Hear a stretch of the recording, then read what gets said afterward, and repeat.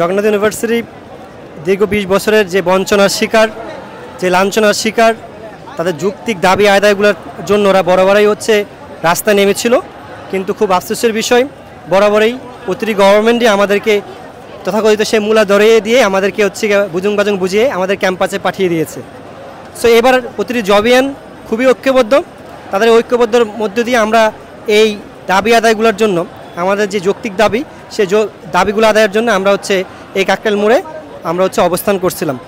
3 দিনের ধারাবাহিকতায় আমরা প্রথম দিন এখানে অবস্থান করছিলাম, আমাদের শিক্ষকরা আমাদের সাথে অবস্থান করছিলেন। সেকেন্ড দিনও আমরা এখানে ছিলাম, আমাদের উপর লাঠিচার্জ করা হয়েছে, আমাদেরকে টিয়ার সেল নিক্ষেপ করা হয়েছে। সো সেই প্রচেষ্টা বা সেই অপপ্রচেষ্টাগুলো আমরা ভেঙে আমরা এখানে অবস্থান করছি।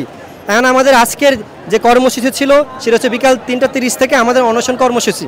আর এটা আমাদের কন্টিনিউ থাকবে যতক্ষণ না আমরা আমাদের যৌক্তিক দাবিগুলো আদায় করতে পারছি।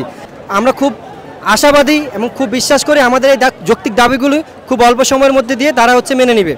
ছাত্র জনতার রক্তের উপর দাঁড়িয়ে যে ইন্টারিম সরকার এসেছে, সেই সরকার কোনো আমাদের ছাত্রদের দাবি মেনে নিচ্ছে না। আমরা তো কোনো অযৌক্তিক দাবি নিয়ে আসিনি, আমরা এসেছি যৌক্তিক দাবি নিয়ে। আমাদের দাবিগুলো যেই দাবিগুলো যে আমরা 70% আবাসন ভাতা চাচ্ছি শিক্ষার্থীদের জন্য, যারা থাকতে পারতেছে না। একজন শিক্ষার্থী তার কাজ কি? তার কাজ পড়াশোনা করা। এখন সে পড়াশোনার পাশাপাশি কি নিজে থাকার জন্য পরিশ্রম করবে? এখন আমরা এটা নিয়েই মূলত আমাদের আন্দোলন।